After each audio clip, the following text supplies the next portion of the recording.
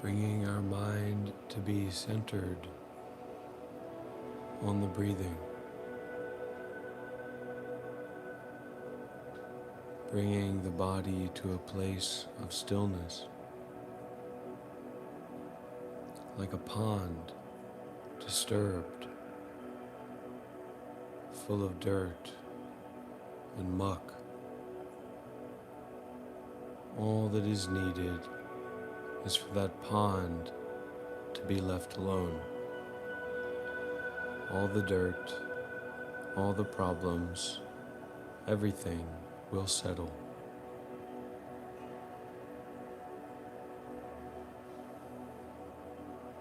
Allow the mind to settle in the body.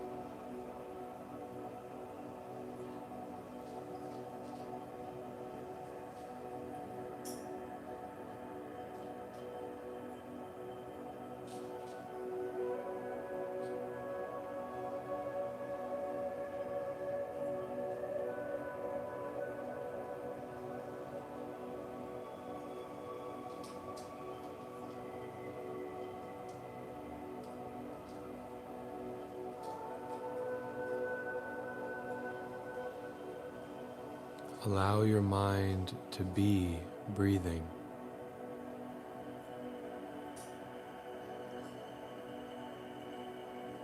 Allow yourself to be awareness. Breathing and aware, not entangling in thoughts, not fixated on any appearance in particular, but let the flow of awareness, the flow of being, clear out the blockages of attachment to thoughts, attachment to things, attachment to stories about your life. It is of the utmost importance that you remember this is all about you. This is your life. This is your mind. This is your body. This is your seeing, your hearing, your thinking. Stop believing in thoughts and start being aware of thoughts, of sensations, of feelings in the body, not allowing thoughts to control you, not allowing opinions to control you.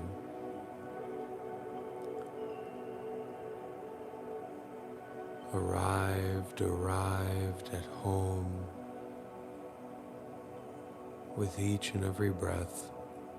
Arrive.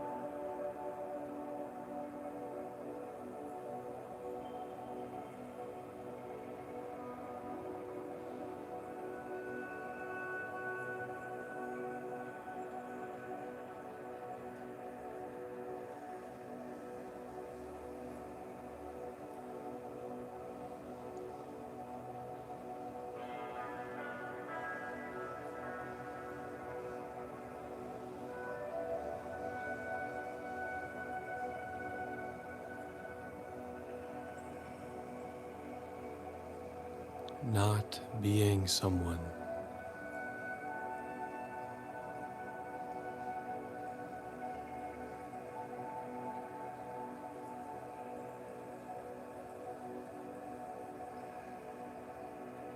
not in a story,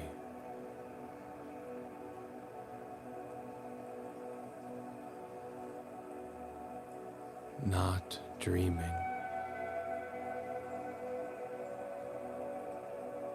aware, aware, aware.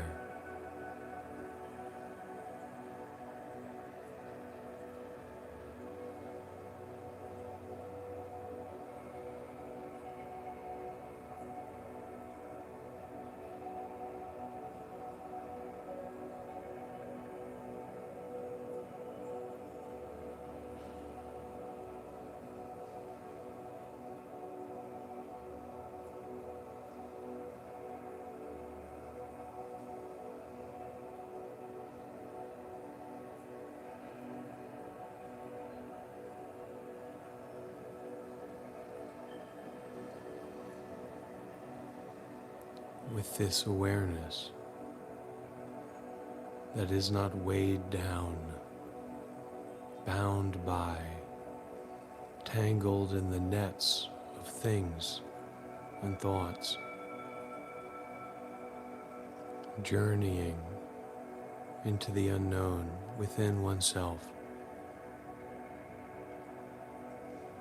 going beyond the mind of appearances, of politics, of drama, of people, of places. Arrive at the mind ground, this never-ending, never-beginning, boundless field of benefaction.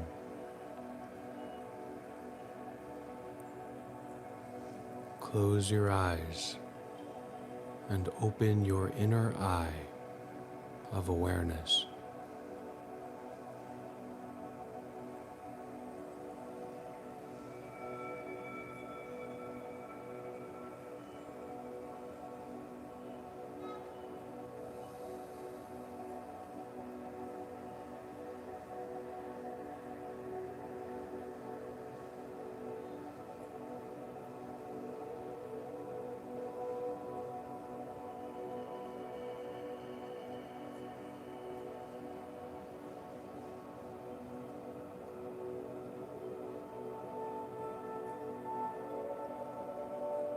Be completely vulnerable to yourself. Let your deeper mind overflow. Through awareness, through breathing and being aware, not attaching, not holding on to what appears, but keep journeying, keep sailing through the wind of breathing, flowing on awareness.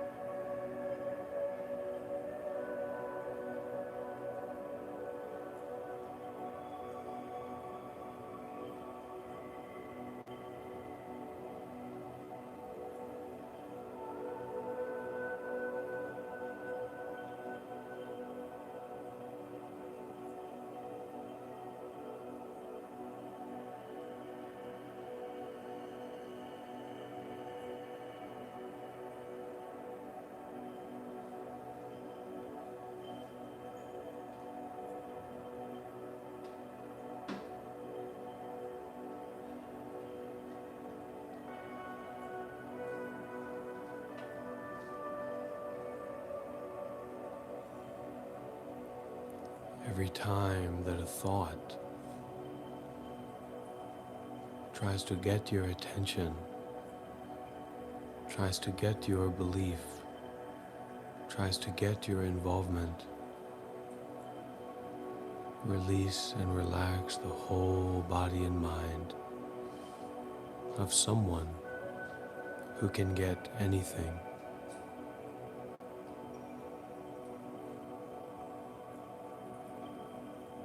Enter into awareness.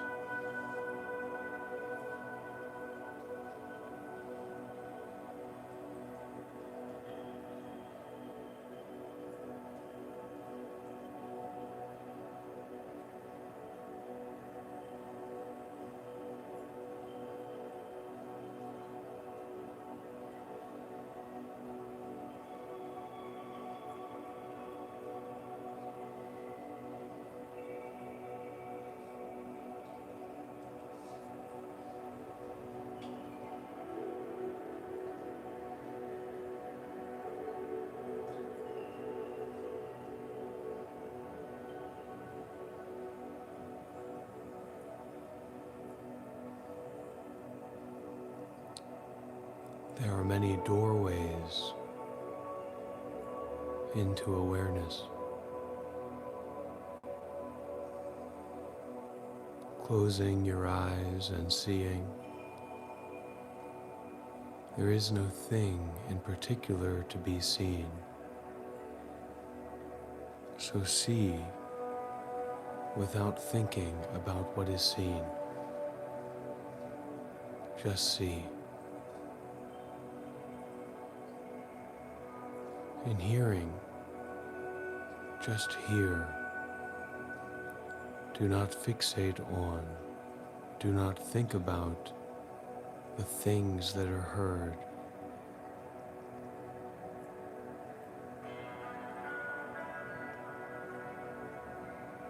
In thoughts, allow whatever has arisen to disappear without thinking more about it. This is the way of awareness. This is the way of meditation.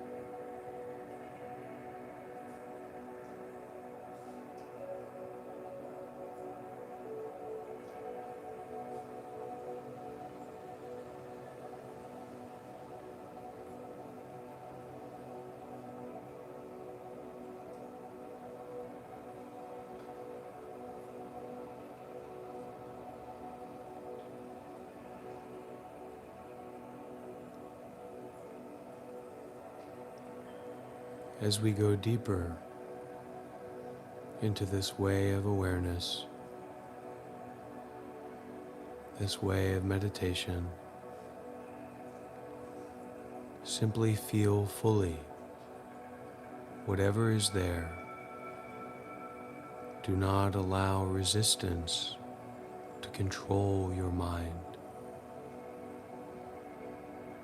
but rather release and relax the whole body and mind. If fear is there, feel fear with kindness. If pleasantness is there, feel it with kindness. Some feelings can't be labeled. Some states of mind cannot be understood with the intellect. So allow yourself to be beyond understanding in this flow of awareness.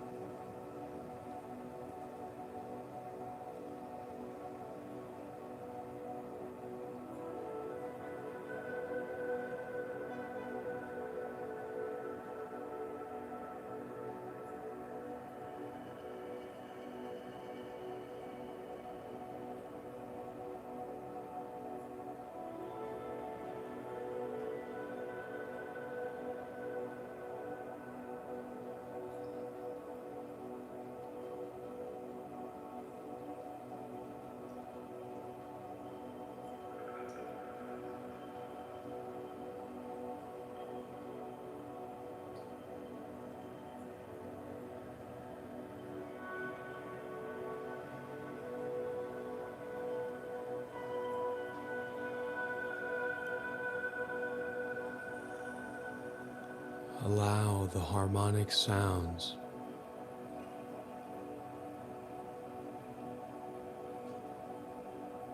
to help you remember that kindness and peace and tranquility are here.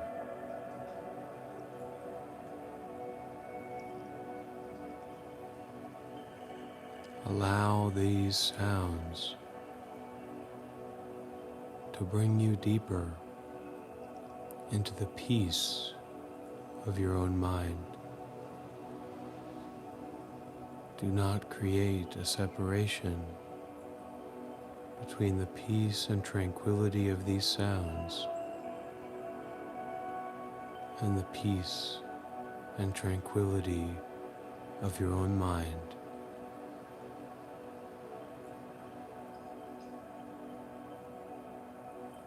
Allow this sense of peace and tranquility to vanquish, to forgive, to disappear thoughts.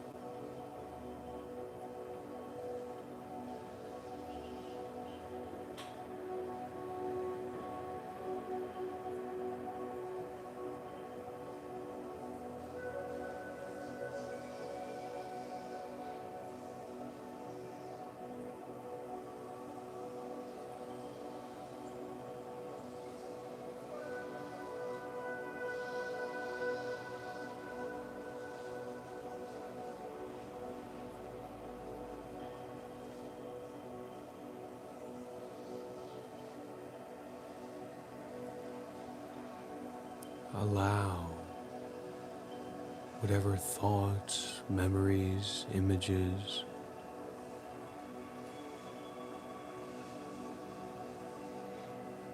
to be received with kindness,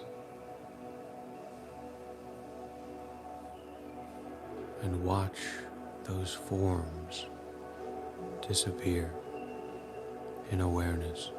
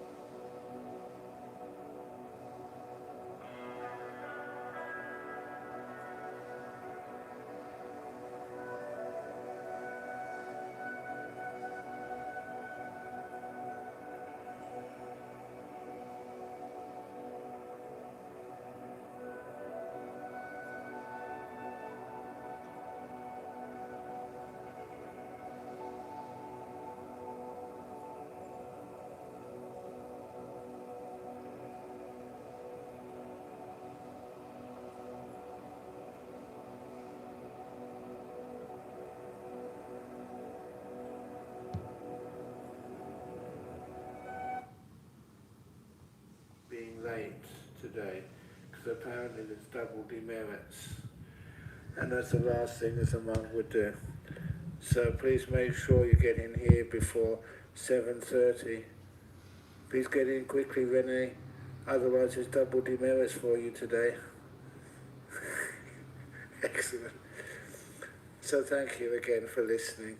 And thank you for coming here. It's nice to be able to see you all and to do as much as I possibly can to inspire, to give you happiness and give you joy. And I need those tips myself because, do the meditation first. And then I'll tell you about some very fascinating things which happened even this morning. I'll tell them first because otherwise I don't want to keep you in suspense. Many of you who've been down to Serpentine, to Bodhinyana Monastery, you know where I live. And my accommodation is a cave. And that was built especially so I could get some solitude. So it's built out of rock, has no windows, there is no means of communication from within the cave to outside. It's covered with concrete and earth, and the entranceway, there's 2 doors to get in, not just one, but 2, and they're always kept locked. Only what happened this morning, when I got up and I went to go to toilet, there's no toilet inside the cave. So when I went to open the door, I couldn't. The door was jammed. I was locked inside. And I couldn't tell anybody what the situation was. I couldn't ask for any help because no one could hear me from inside. You were stuck. So what should you do? I really needed to go to toilet. And no way I could go to the toilet sort of in the room. That would really stink it out for such a long time. So, one of the wonderful things which I learned as a monk, and that was when Ajahn Chah was giving a talk, no one knew how long he would teach for. And sometimes it would be for 2 hours, 3 hours, 4 hours. And when he was giving a talk, you couldn't go out. You had to stay there. Oh, I wanted to finish. But it was fortunate that that's where I learned how to restrain my natural urges. And now I thought, what a useless thing that was to learn just how to restrain from going to the toilet. But this morning, I got the wonderful payback. I could sit meditation in my cave, even though I could not go through the door, and even though I really wanted to go to the toilet, and I couldn't. It was not a problem at all. There's many things you learn in a meditation retreat. And that's one of the things which I learned, and it really helped me. Until later on, one of the monks, I was very happy because sometimes the monks think, oh, you just want a nice quiet morning. You're just meditating. So what I did, the only way I figured out they can tell that you're stuck inside the cave, when I heard that there was somebody who came past and they were checking up on me because I hadn't arrived yet, I moved the door handle backwards and forwards, and so they saw this door handle moving backwards and forwards, round and round, and they realized this was either a ghost or either Ajahn Brahm was stuck. And they found out I was stuck. So they came to help me. So I managed to survive. And I never really thought living in a cave would ever have that problem. You can't get out when you really want to. To go to the toilet, I think next time I go and stay overnight there, I'll put a bucket in there. Is that a good idea? Yeah, okay, anyway. That's my excitement for this morning. It's not really that exciting, but at least it's something. Have you ever had that experience? Being in a room and you're stuck in there and you can't get out? No, you haven't lived yet. Put it on your bucket list. I call it a bucket list because I've already mentioned how the bucket fits into all of that. So anyway, no, let's stop all this silly stuff and let's do some meditation now.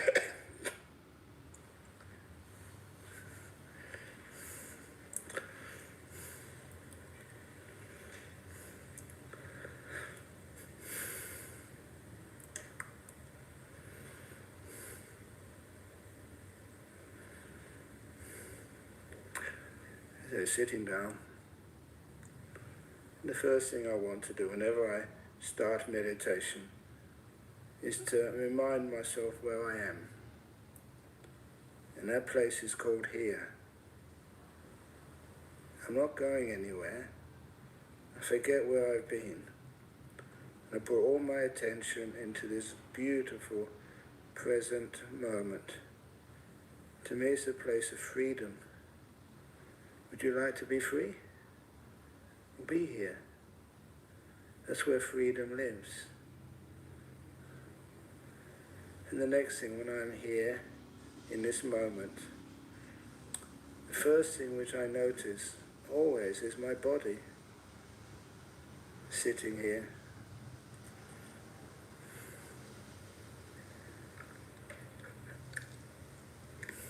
I do have a little sore throat this morning, and it's here this afternoon, not as bad. I think I got that sore throat from shouting through the door, trying to get some attention this morning. I don't think that's true. But I don't try and alter anything. When I say to make peace, be kind, be gentle, I really mean that. I make peace with this old body of mine.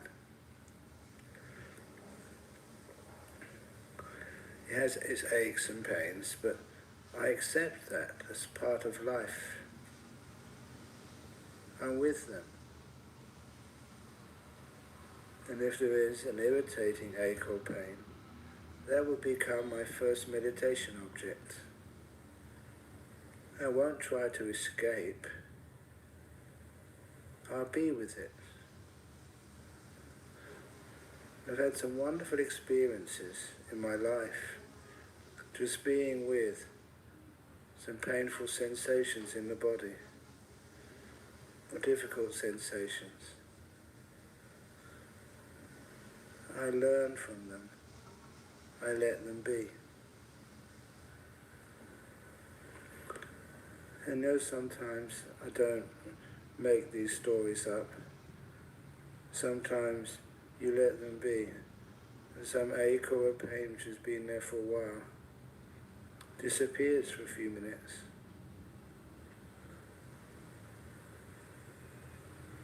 When you're not giving it too much importance, the intensity of the disturbance gets less and less and less.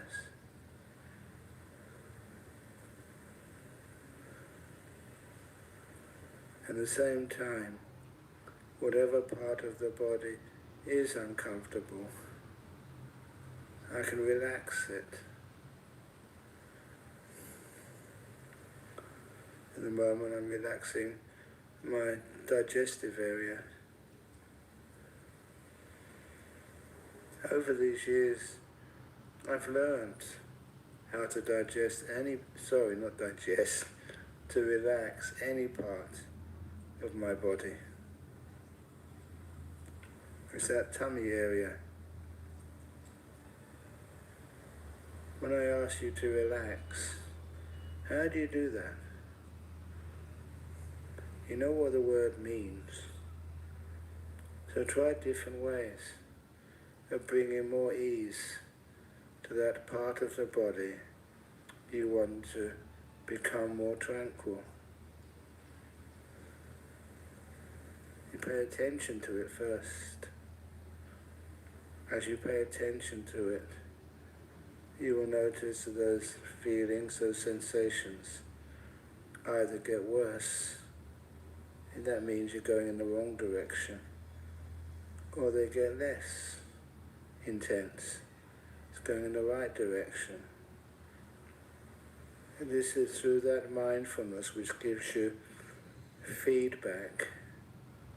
That's where you learn how to take any feeling in the body and make it less of a disturbance. And if you've been meditating as long as I have, it's not that hard to relax and ease off any pains anywhere in your body.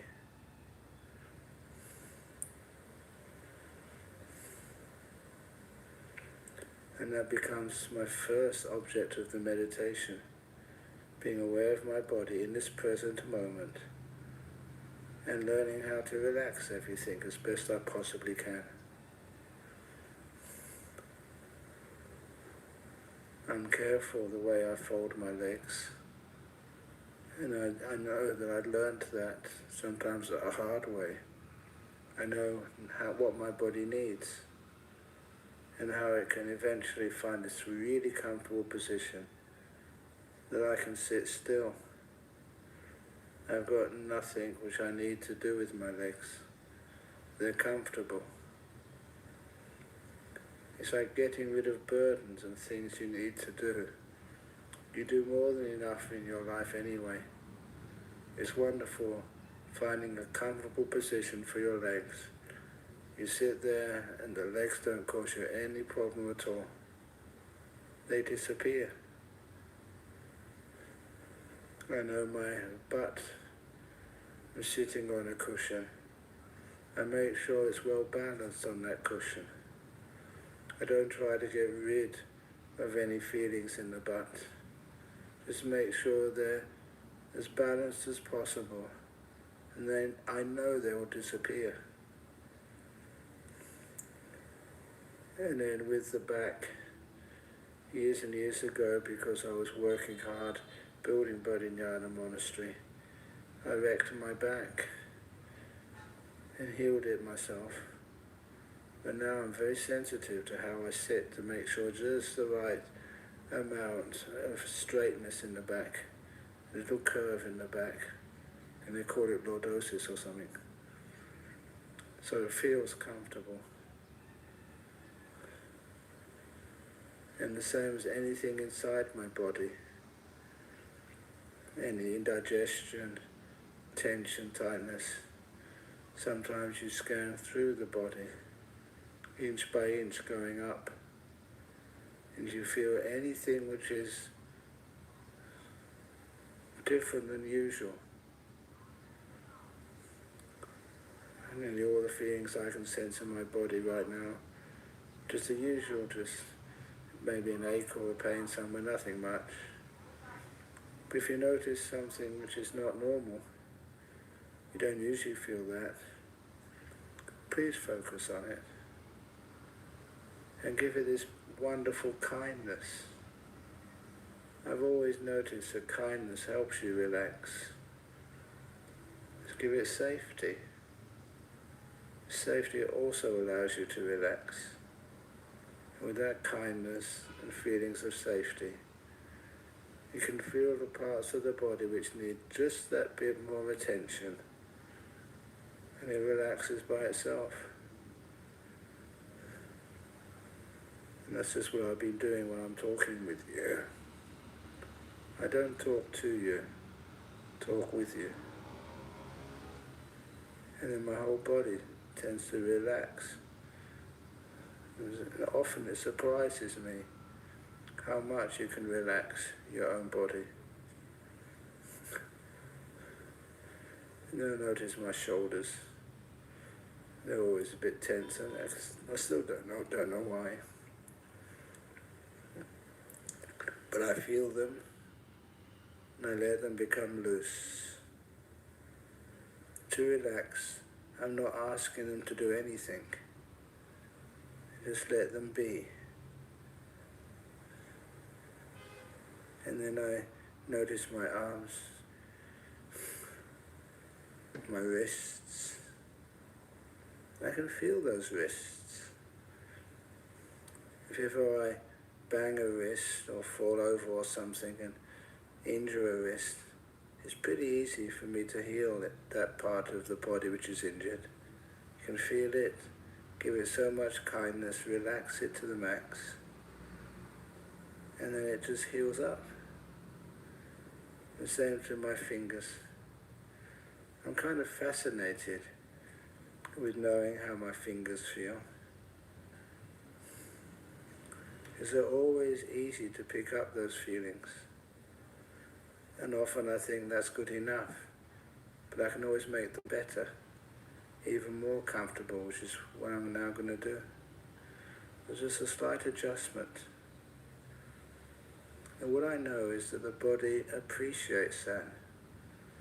They recognize your kindness. It's not just the, hey, I'm going to be kind. It's knowing how to be kind.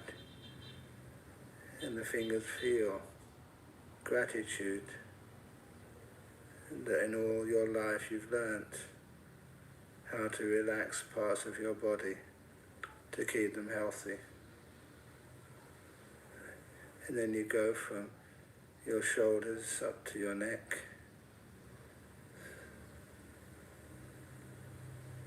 I have to be careful of the neck this evening. Had a bit of a cough. And I look at my neck and relax it as much as possible. And honestly, I can't feel that cough right now. It's kind of relaxed away. Kind of surprised me. And then I notice my head above my neck. Always make sure it's properly balanced. Because I know if my head is too far forward or too far back, too far to the left or the right, that's going to create a tension, an ache or a pain later on. Especially if I want to do a long meditation. I'm really careful on the position of my head. And lastly, my face. And making sure the muscles around the eyes are loose. Eyes are closed, but they're not shut down tight. There's no tension around the face. And it's something I want to do. I often do it. This is not just some sort of joke. I make sure that my mouth is slightly smiling.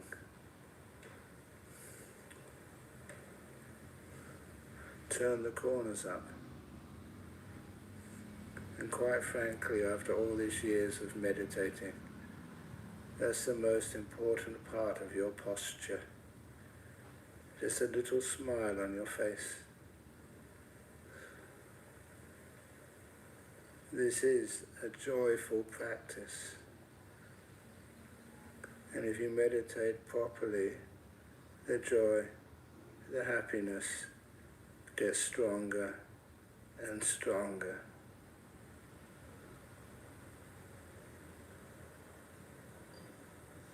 It's not just being peaceful, it's being peacefully happy.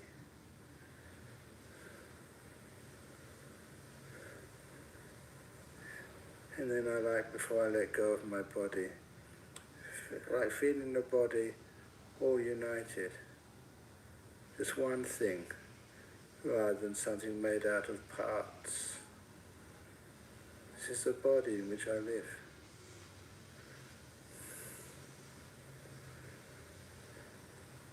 And when I feel it, I just check up on it and kind to it. Feel gratitude towards it. Let it be, and then let it go.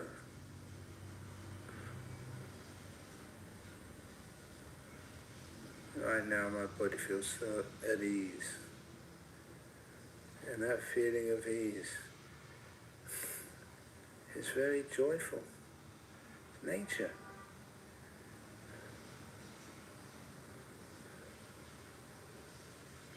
And I just stay with that joyful feeling just for a few moments.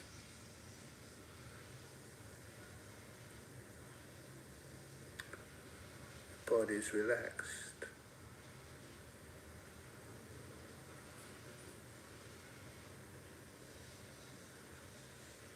And the best part of it feels good. And allows me very quickly to let go of the body and go to the mind, the forerunner of all things. And the first thing I know about the mind is to keep the mind in this present moment, just now. Forget what's going to happen next. Discard what's happened in the past. Just be here right now. Keep it simple. Just this present moment, just now. And you find you have nothing much to do, which is brilliant. You're just being right now. But be careful, many people, when they start meditating, come into present moment. They think they're going to waste their time just by thinking. See if you can stop all those names and all those sentences which we create. If you find yourself making words and sentences, please remember what a sentence means. It's a sentence, like going to prison.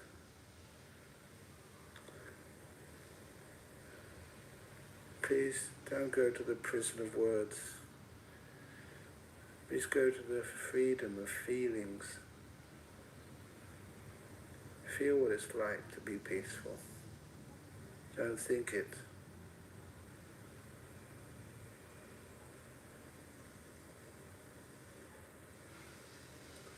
How does it feel right now? Don't try and give it a name.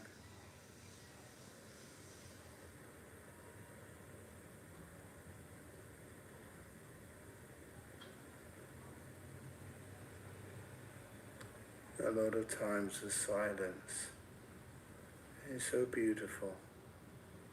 You don't want to say a name. So you stop thinking. Then you become really aware. Now I'm going to be quiet. When I start speaking again, it'll be close to the end of the meditation.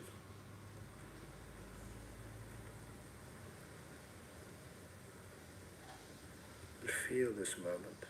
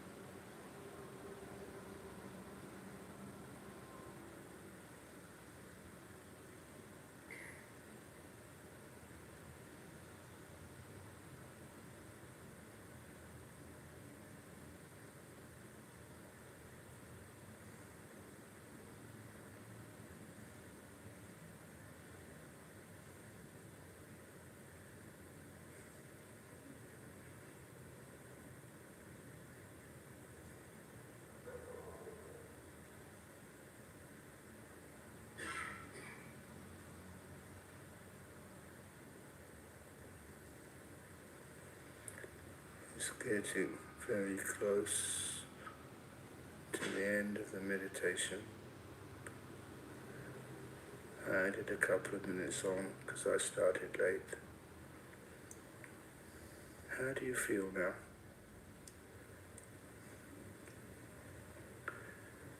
Just make sure you can sense the benefit of this meditation.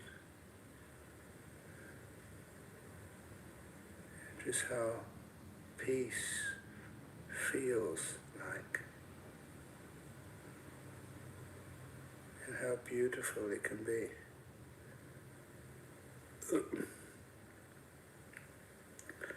It doesn't cost any money. It's got no bad side effects. It's almost like a human right to have peace, to feel peace,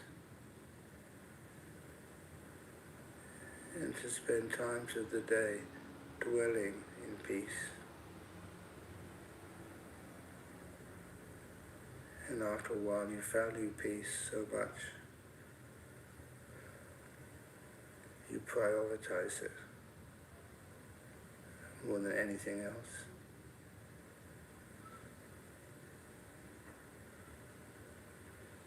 I will now ring the gong 3 times. Actually, I won't. I will make the gong chime. Make it sing.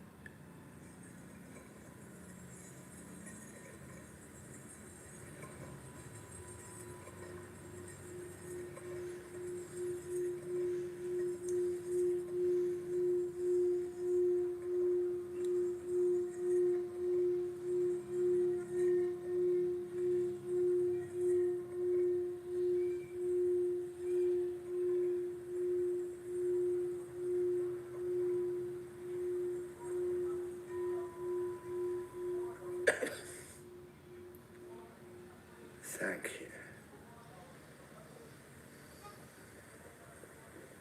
And I meant that thank you. Just giving me the opportunity to spend half an hour in peace before giving this talk.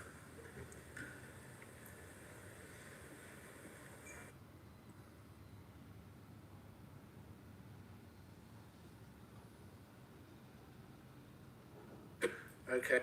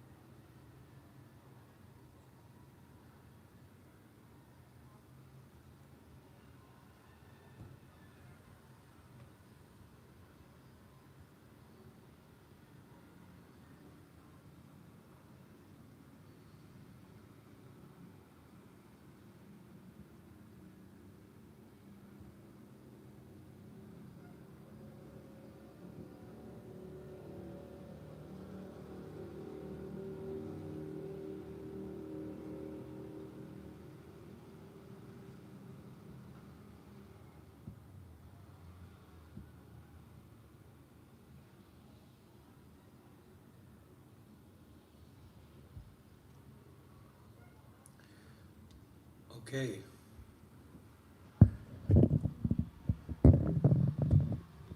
So we have some chance to practice meditation together this morning, and I'll now invite anyone who has a question or wants to share something. Especially if you join and practice in the meditation, then it's really great to hear from you and what your experience was, and if you have a question.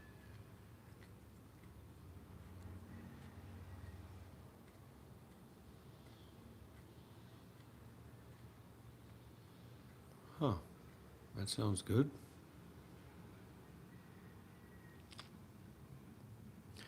Well, stay close, Kapatita. We want more things to happen like that to you, whatever it is. Thank you for your donation, Kapatita.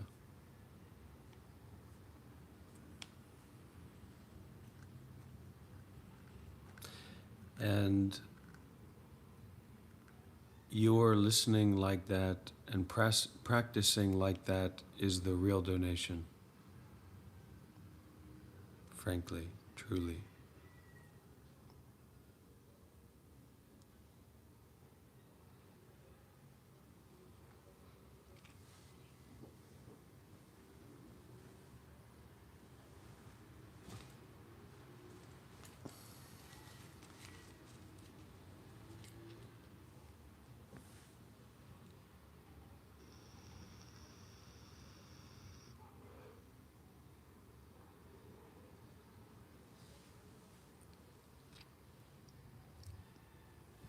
Good. There is so much more where that came from. It can get bigger and stronger and become so alive and vibrant and real that nothing is more important in our lives than peace. Even coffee, even nicotine, even our nice possessions, even nice food is not as rich, not as valuable, not as pronounced as peace. And that's the real way we let go of our addictions or our unskillful habits. But there are certain addictions, certain ways of unskillful habits that will prevent us from developing that peace, right? So that's where the 5 precepts come in. Don't kill, don't steal, don't lie, don't commit sexual misconduct. That's a big one. Sexual energy is very powerful. So if we just are kind of loose and free with our sexual energy, either we'll harm ourselves or we'll harm someone else, or we won't have that extra energy to then feed to that happiness and that peace and that bliss and meditation. Then number 5 is also very important, not to take intoxicants. That primarily means for most of us not drinking alcohol, not smoking weed.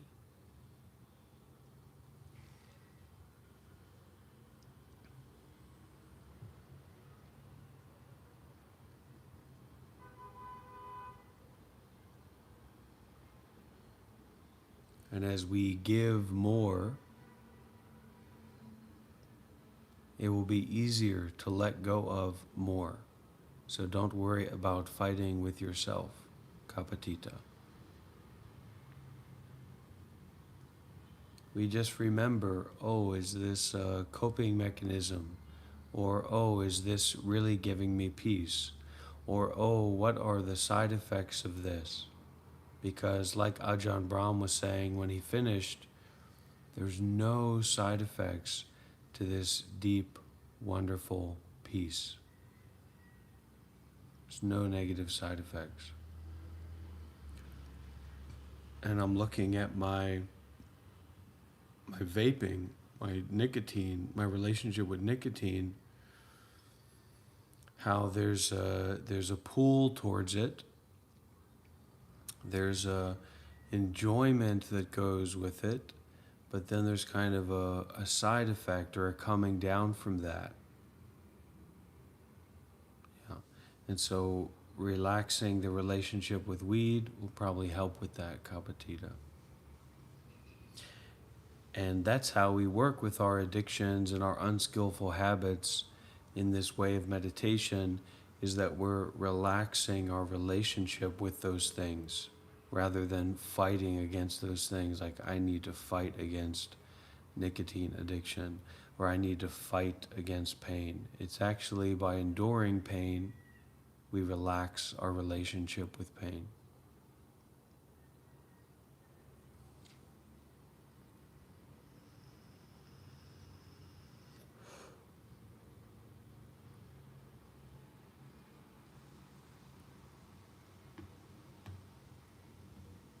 Travish, Ajahn Brahm would say that the Buddha did not teach anapanasati.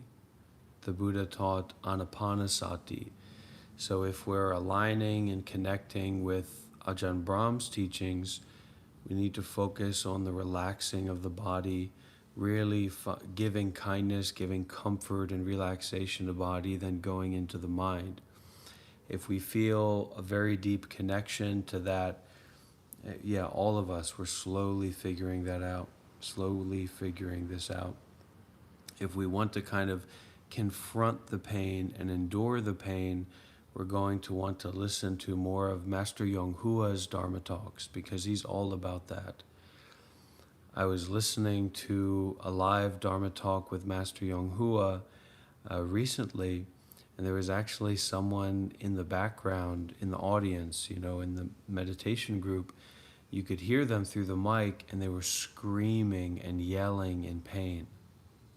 He said, hey, that's good.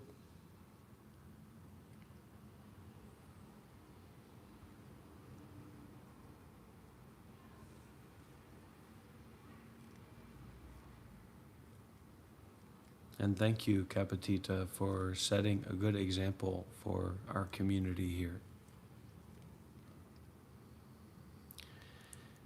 It's really unique and mysterious how we just went through that meditation practice, and I was really meditating, and Ajahn Brahm was teaching, and during that, all these comments of people saying weird things, trolling, not taking this seriously, etc.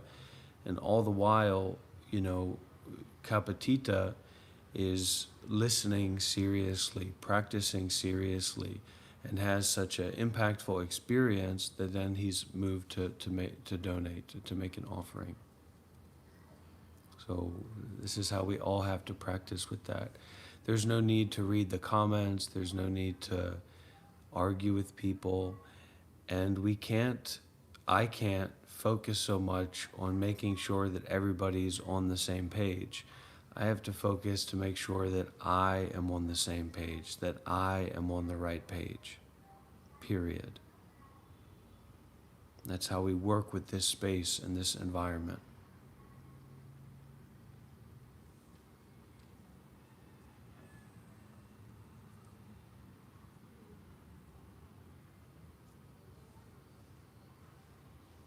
We don't just set a good example for the people who are playing ball in the way that we think it should be played.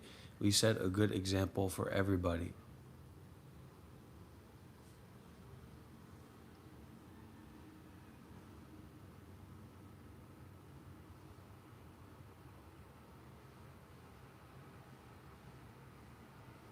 And when we practice meditation successfully, connected to the great meditation masters and Dharma teachers, we get a little bit of success. We get a little bit of success in our meditation. We set an example, we set a standard for ourselves, a standard of the potential of the mind.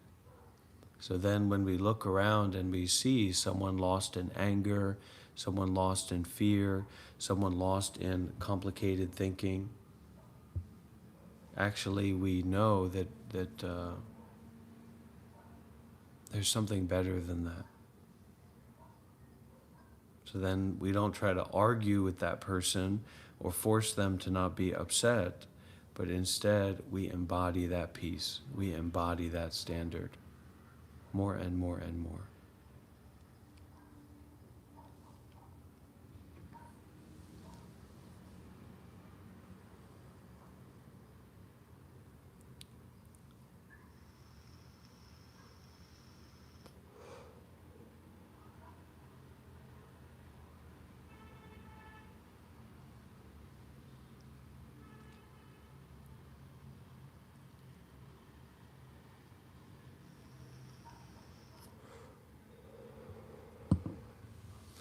So some people here may have an experience, just guessing or shooting into the wind, but an experience of hearing what I say and hearing the Dharma teachings that we're interested in and that we kind of lift up here.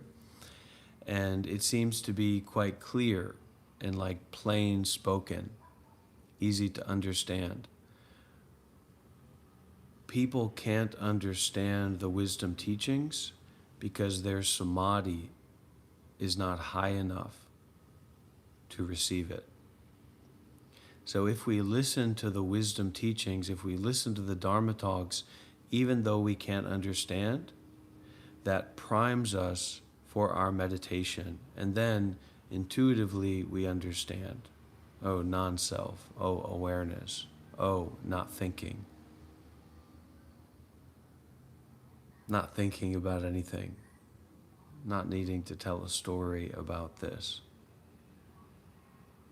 Not needing to tell a story about what we see, what we hear, what we think.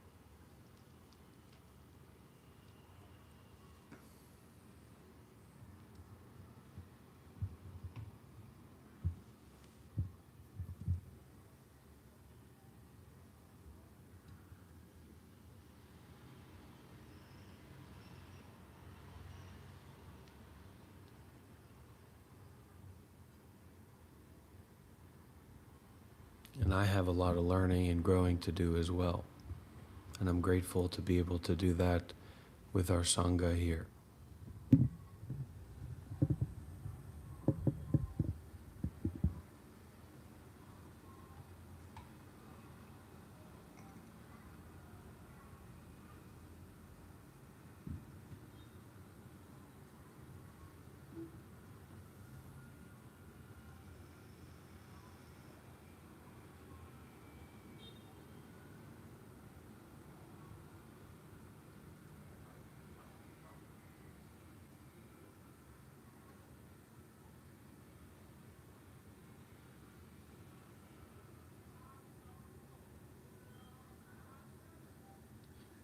Any side effects that may come up, you don't have to worry about it.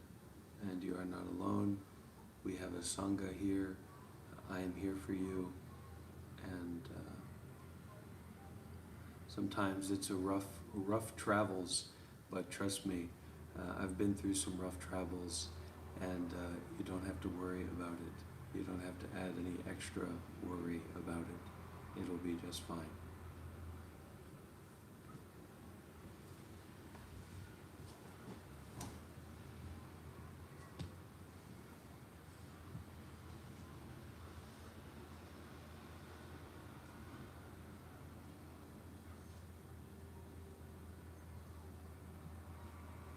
Close enough to the starting point.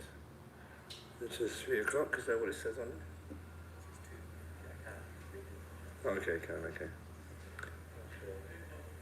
3 o'clock, excellent, great. Namo tassa bhagavato arahato samma sambuddhassa. Namo tassa bhagavato arahato samma sambuddhassa. Namo tassa bhagavato arahato samma sambuddhassa. Buddhang Dhammang Sanghang Namasami. That's just some special extra few words which I say whenever we read teachings from the Lord Buddha. And as those of you who were here 2 weeks ago, I'm continuing on with the second part of the Potthapada Sutta. And what we talked about last time, 2 weeks ago, was about the disappearance of perception, the cessation of perception stage by stage.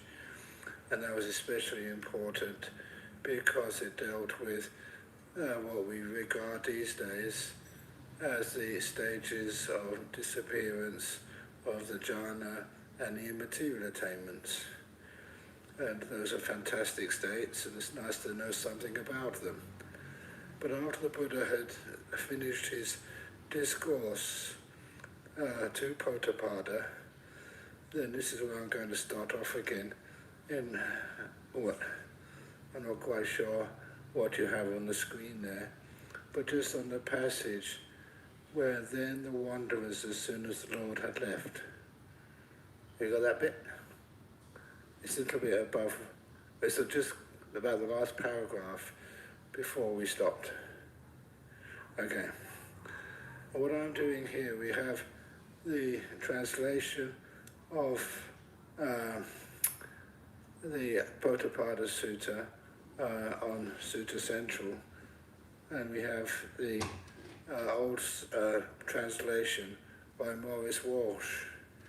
And I must admit that even though Maurice Walsh was quite old, he was the first one to do a translation of the Digha Nikaya into reasonably modern English. He still was a good friend, and I liked him very much. So that's why, please excuse me for reading out Maurice Walsh's translation. But then I think you can also compare it to the translation which is on the screen. Can you all see that translation? No? Oh, excellent. Akinchana? It's fine, okay. Okay, so having explained the cessation of perception to these wanderers, then Potapada, his last words to the Buddha were, "So it is, Lord, so it is, Welfarer, and now it is the time that the Blessed Lord do as he sees fit." Then the Lord Buddha rose from his seat and went away. Then the wanderers, as soon as the Lord Buddha had left, reproached, sneered and jeered at Potapada from all sides, saying, "Whatever the ascetic Gautama says, Potapada agrees with him. So it is, Lord, so it is, Welfarer. We don't understand a word of what the ascetic Gautama said. And is the world eternal or not? Is it finite or infinite? Is the soul the same as the body or different? Does the Tathagata exist after death or not? Or both or neither?" And Potapada replied, "I don't understand either about whether the world is eternal or not, or whether the Tathagata exists or not, after death or not, or both or neither. But the ascetic Gautama teaches a true and real way of practice, which is consonant with Dhamma and grounded in Dhamma. Why should not a man like me express approval of such a true and real practice, so well taught by the ascetic Gautama?" And that's where we finished off last time. And the next paragraph, I must say one good thing about the Sutta Central translation, they have actually split it up into part 1 and part 2, and the 2 is on Citta Hati Sariputta and the teachings that are categorical. He calls it categorical teachings, but even categorical is not a really great word. He was just saying, and here like Maurice Walsh was saying, they're certain or uncertain. They're really real, fundamental. There's many different words you can use here to get the Buddha's meaning, but there were some teachings which are like fundamental, simply because that it means they're the essence of the training of Buddhism, and they're not just too, like airy-fairy, cannot be proved, who knows anyway. They're much more close to what can be practiced and what can be realized. The only reason I don't like the word fundamental, if you'd agreed with that's the best word here, if instead of certain and uncertain, true or false, fundamental and not fundamental, then you would accuse me quite rightly of teaching fundamental Buddhism. And I don't think that would be a very great compliment. So you understand that much. So anyway, I think I'll do the same as over there at the moment. Then after 2 or 3 days had passed, Citta Hati Sariputta and Potapada went to see the Buddha. It's amazing how they have these big, long names. That sometimes there was quite a few people in the time of the Buddha called Chitta, and Adi Sariputta. It's nothing to do with Chitta, the great ex-general, or Sariputta, obviously the Buddha's one of chief disciples. But nevertheless, these two became very good disciples. So Chitta and Potapada went to see the Buddha. Chitta bowed and sat down to one side. Now that's an important, there's many things in here which if you've read these suttas a lot and you've known them for a long time, you know that because he bowed and sat down to one side, that is usually the sign that they are a disciple. Whereas Potapada, who was interested but not a disciple yet, exchanged greetings with the Buddha. And when the greetings and polite conversation were over, then he sat down to one side. So it's telling me that Chitta was a disciple already. And it's also one thing that, please excuse me, but usually if you are a disciple, if you're not a disciple, usually well, you say whatever, but you don't sit straight in front. You sit to one side. But don't worry about that. It doesn't move now. You know, but sometimes you do get a bit worried. When I was a young monk, I'm much more attractive than I am now. Sometimes you give a talk and some lady will sit right in front of you. And all she was actually listening to what I was teaching. She was sitting in front of me, smiling at me, all during the talk. That was a bit dodgy. But anyway, that's what you're supposed to do, just to sit down to one side. That's why we don't have the chairs just right in front of the speaker, to either side. And Potapada told the Buddha what had happened after he left. So we had someone fill out the form for joining the Monk Life Meditation Institute, so I wanted to send them the information to join the Discord and to donate. I was also sitting by and thinking about how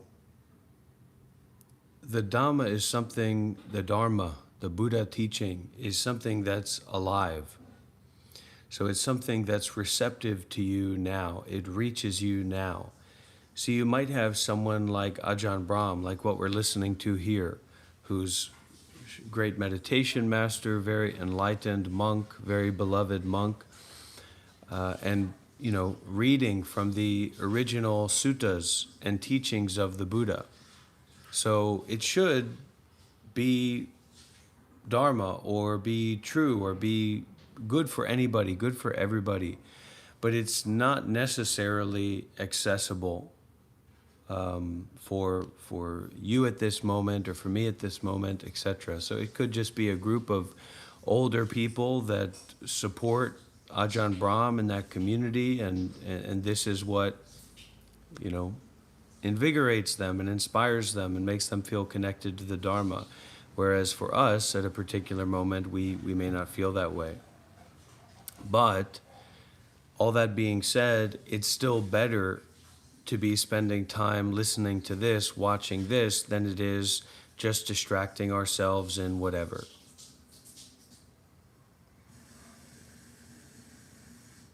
Okay. And thank you, Kapatita, for your donation. Then you can achieve something. Okay.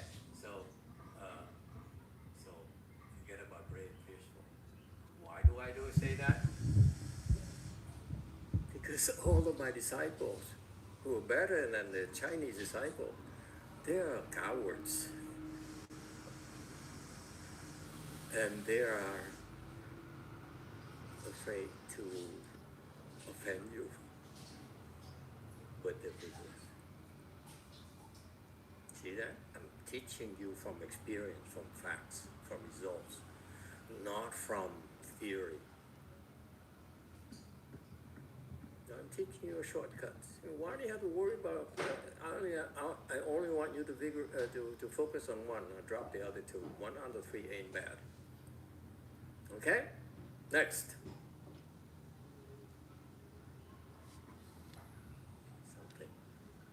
Okay? So, you're good to others. Others will be good to you. All of us will become better day by day and become good friends. Please. You know, I really have high regards for my peers. They're trained by my teachers. They're outstanding people. Okay? But let me tell you, I don't want to be their friends. I can't care less. I don't care. I don't care for them. Seriously. I don't care how good they are. I just don't like them. I don't care to be good friends. So why do I have to be good to them? Why do I have to be, better and be good friends with them? I heck with them. They're Chinese. We're American. We're American. Don't have to be friends. Oh, never mind. I have a lot of Chinese disciples. So I have a big mouth. Okay? But anyway, why do you walk around and say, I want to be good friends. I want to have good friends who are like me and who help me. Who cares? I have bodhisattvas who are helping me already. I don't need good friends to help me. Huh?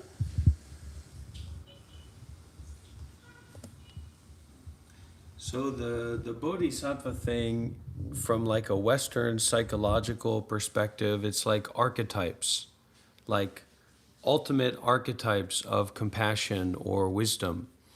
And from the Buddhist side, it's like there's these beings or these entities that are beyond human life. And in our developing the relationship with them, we get the support. We get support from these like 5D astral beings. So then we say, okay, well, why do I have to be involved with the Buddhist beings and archetypes? I'd rather be involved with like Archangel Michelangelo or Prince or something like that. And so the idea here is that Buddhism is this 5D astral tradition of efficacy and skillfulness and potency. And so if we want to be supported by some astral, out-of-body, otherworldly beings, we'd be well informed to take refuge with these Buddhist 5D beings.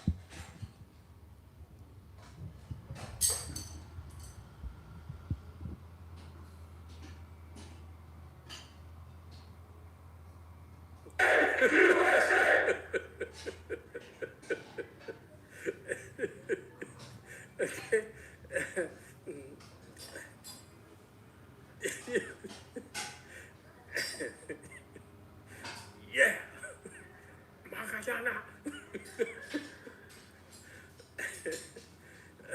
All will be good to you. This bothers me. It's like you have to be good to me. Why?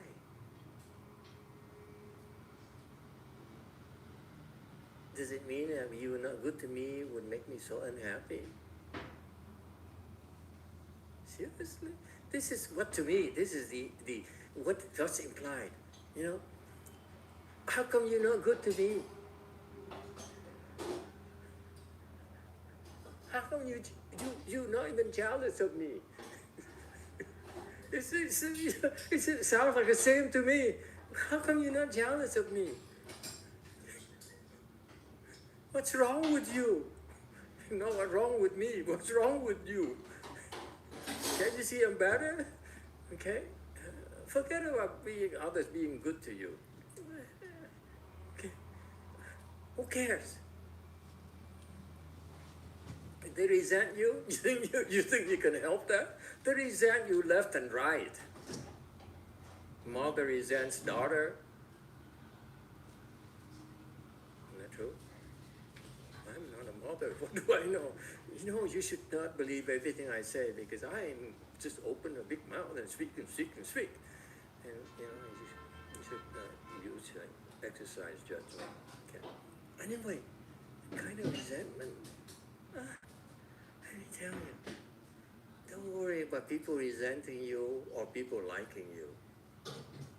To me, this is so weak that you want to be good friends. Here, you be day by day, you become good friends. And there's no resentment between you and others. And guess what? If there is resentment, there's no affinity, and he treats you well, there is affinity. Oh, please treat me well. Don't resent me. Come on. Be a man. Okay? I'm not sure what the USA was. For example, this Tao master originally, as a very superior, but he doesn't have affinity with people. It's true they don't have affinity with people. So what? So what? I don't want affinities with people. This is America. They come to you even though they don't like you because you give it out for free. So who cares if you have affinities or not?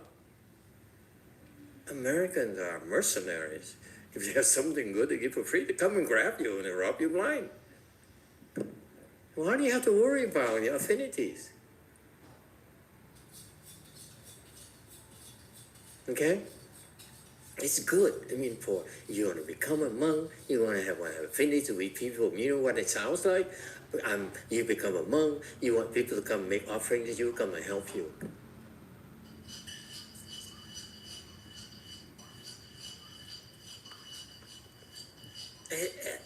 That bothers me, you know.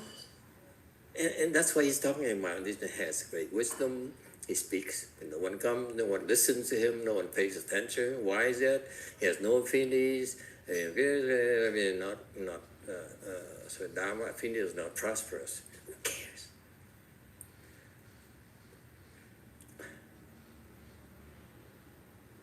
Monks and nuns, don't worry about people coming to support you or listen to your Dharma.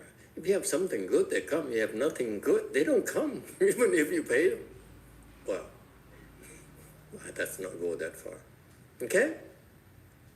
I believe in providing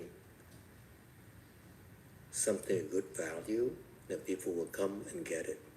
Don't worry about affinities. Okay? That's old. That's Asian. Why? My basis is that most people out there are bloodsuckers. Okay? If they see, they smell blood, they come and and that's America for you.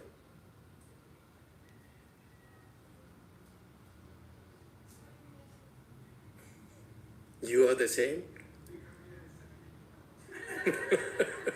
Thank you. You two question. From Ron E. Master, may I ask, how do I recite the Buddha's name while in meditation?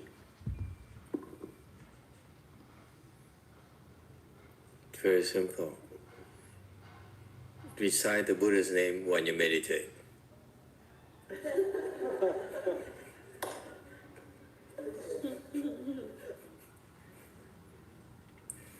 In other words, when you recite Buddha's name, you're also meditating.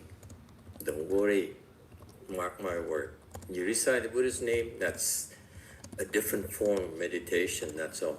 Don't believe anyone else who says, reciting the Buddha's name is not meditation. These people who talk like that don't know meditation, don't know reciting the Buddha's name, Dhammador. All right? Don't worry about them. Don't worry about those Chinese people who claim to understand the Pure Land Dhammador because they invented it. Well, not this generation. They don't understand anymore. This recite Buddha's name is to practice chant where at our temple. Okay? All right. Athena, not prosperous, speaks Sutra very badly like me, do not even recognize a single character. He's illiterate, you know. He's actually only have 8th grade. Yes, Chinese person.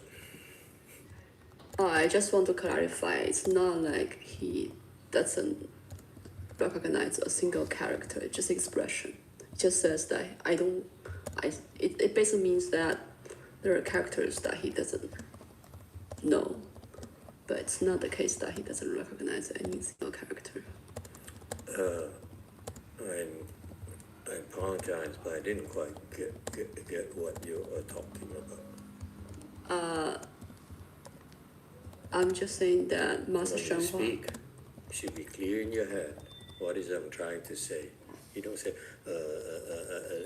I think.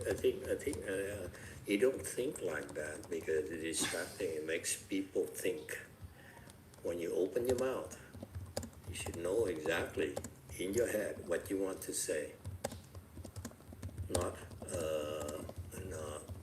try to formulate it. Okay? You sit there and you listen, you have a reaction. Express it clearly and succinctly.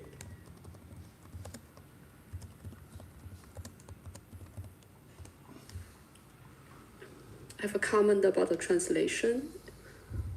It implies here that Master Shanghua do not even know a single character, like he's illiterate, but that's not what the Chinese says. It's just an expression that he uses to say that he doesn't have a very high education. Better. Why can't you speak like that? You make me think. What's the matter with you? Our time is important. Okay. Now I recognize single character. I don't know about you, but that's how I understand from this thing here. Maybe I'm too Chinese. Is it how you understand it too? See, I'm a lot more Chinese than I look. Okay, but thank you. Thank you for your input. Exactly. This is exactly the spirit. You know, he's not undedicated, but he's just self-deprecating. He says, I'm really illiterate. Sounds like he's illiterate, but actually he's exaggerating. Okay, because some people who came to his temple says, this guy had an 8th grade education. I have a PhD. I'm an Ivy League. I have an Ivy League degree. I graduated from Stanford. And this guy has an 8th grade education from China. Many of them have that attitude. So maybe his one was there that night, that time.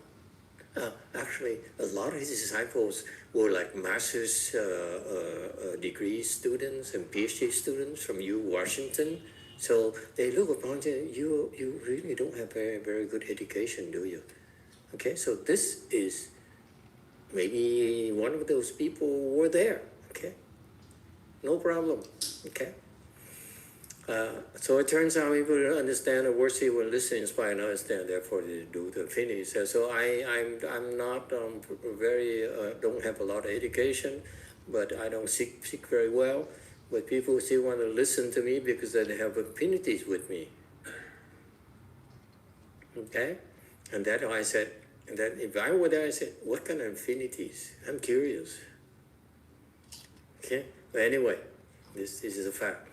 If there's an affinity, if you invite me to listen here, we'll listen 2.5 sentences, and would want to wait for the third one before running away. Funny, last night there's a gentleman I think knew the temple or something, and it was kind of harsh. I said, this is not for you. he still stuck around until the end of the lecture, and I was, gotta be affinities. So I went back to the Master Sheo I was teaching. Oh, I do have affinities with this guy. You think I care? Jesus, you cultivators, why not worry about affinities? I'm serious. Just cultivate. You want to lecture. They don't listen. Because you're not good enough. You're not giving them something they want to hear. You're not saying anything that's useful to them.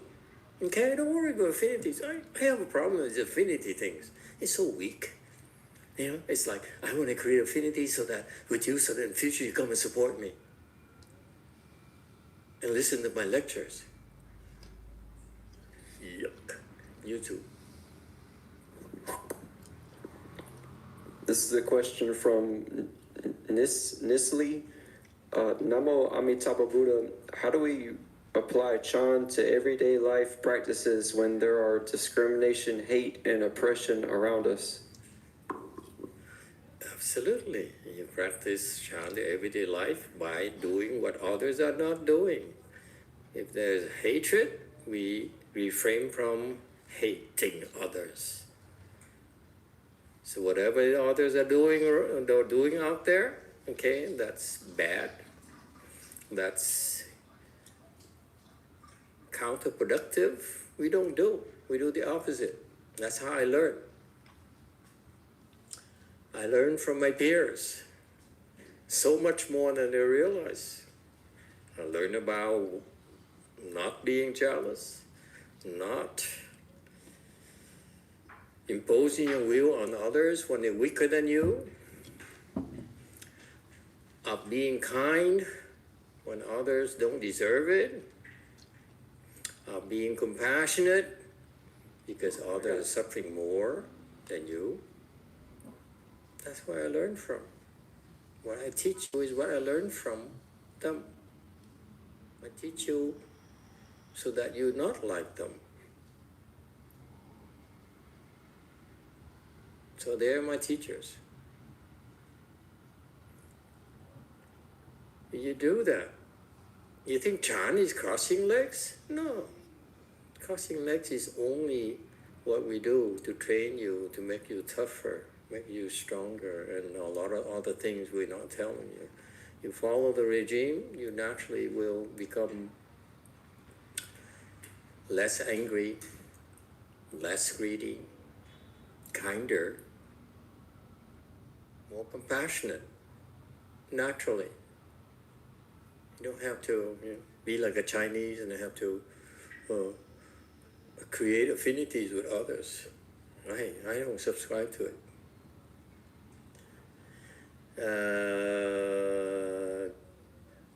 Wei Meng. Master, I was reading one of Master Shinhua's books, and I felt like I was, like the energy changed, and I felt like I was protected. Is there a protection during reading the sutras? Yes. Master Shinhua Dharma, just in case you don't know, if you didn't know, his Dharma has Dharma protectors. Wherever there is his Dharma, like here, tonight, we're speaking his Dharma, we're investigating his Dharma, we're learning from him, his Dharma protectors are here. Okay? Because their job to protect his Dharma. I tell you a cool thing. And don't tell others, because I don't think that I'm give you a lot of hogwash. There used to be I used to know at the City 10,000 Buddhas, a Taiwanese monk. He's sort of like number one. He walked the first among the monks there. Okay, because he's about like 2 or 3, maybe 5-10 years before me, so he walked in front of us, and he's a real good man. Okay, And I left. After I left, I heard his story from him. He eventually left the city 10,000 Buddhas because he didn't like it. What did he do? He said, I like the life of a monk. So he went back to Taiwan to practice by himself. Okay, so he stayed at his one of his sister's house or somewhere. Okay, a relative's house, and he would study Master Hsuan Hua's Dharma. He would practice the morning ceremony, evening ceremony, and so forth. And then he would, I don't know what else he does, but he put his tape. What we had is we have at my back then, they sold these tapes of his sutra lectures, okay, in cassette tapes. I still have some. No, I threw them all out. Oops, that's an offense. Forget that, okay? Don't do like I do. You get in trouble. Why do you think I'm always in trouble? I do stupid things. Okay? Don't do what I do. So he put these tapes of his, maybe like Shrangama Sutra in Chinese, I don't know, Avatamsaka Sutra explanation in Chinese. He put in his case here, like maybe a bookcase. So he's very reverent towards the master's teaching. One day, the house burned down. Everything burned to a crisp when he was away, so he didn't get hurt. He came back to the house. Everything burned down except for the case that contained the sutra lectures, the sutra things. That's it. That's the only thing remaining. Now you tell me, how is it possible? You take these, you pull out the cassette tapes, okay? You only put it over a little flame, a candle flame, and it's gone. Right?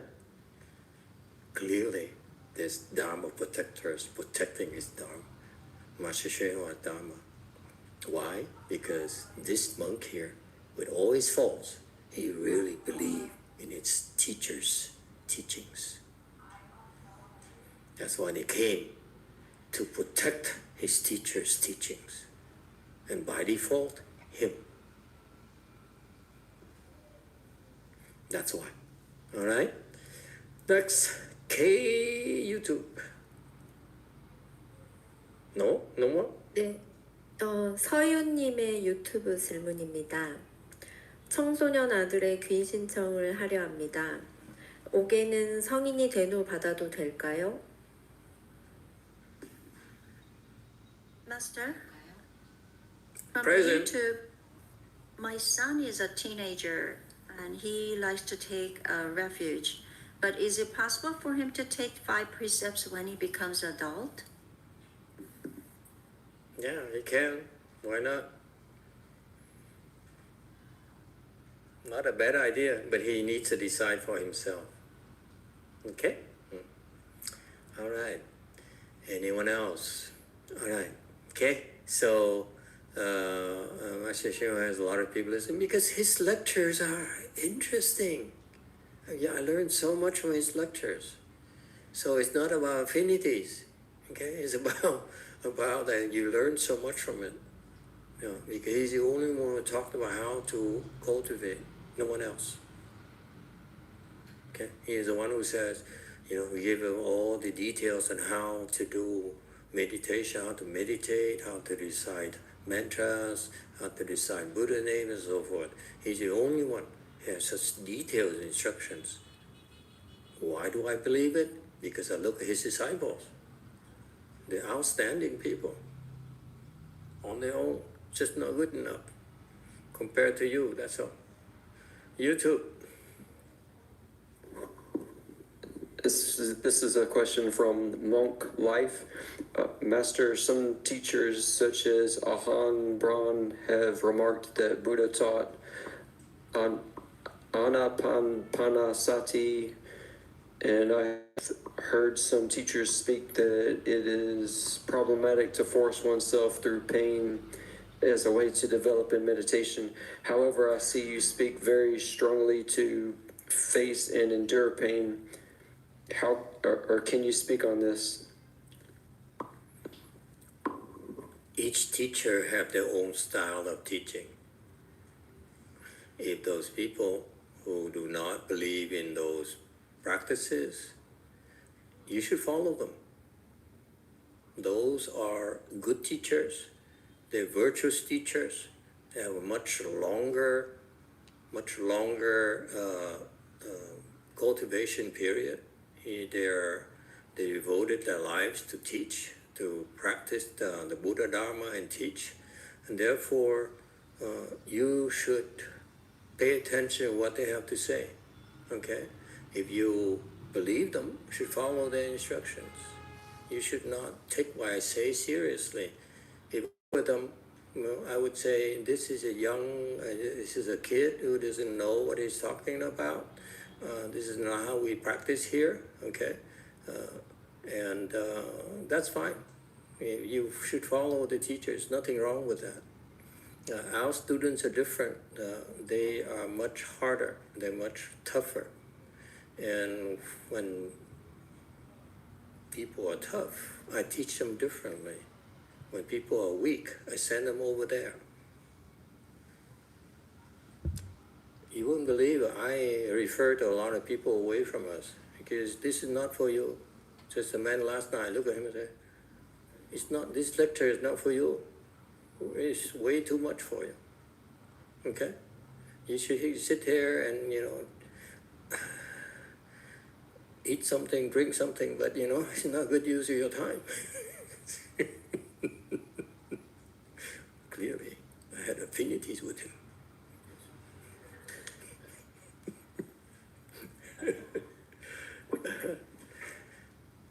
I know, I'm not being facetious, okay? I am the first one to tell you, if you believe in those masters, follow their instructions. Nothing wrong with that. I have no problem with that, okay? You don't need to worry about this contradiction or whatever. It's always contradiction. Let me tell you, my master's disciples, my peers, because I was the last one, practically the last one, really officially the last one.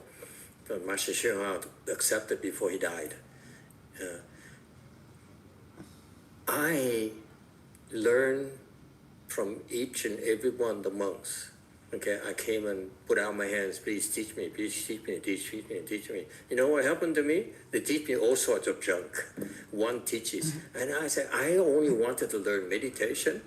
And each one of them, okay, supposedly were trained by Master Hsuan Hua. They taught me all different things about Chan meditation. So you could tell that I learned a lot of garbage. Nothing wrong with that. Now I look at that, you see, there's a reason for everything. I learn a lot of things are wrong so that I save you time. I'm blunt about it because I wasted so much of my time, my life. And my time is the most important thing to me. That's all I have of value. It's sad to say that. But I don't want to waste time.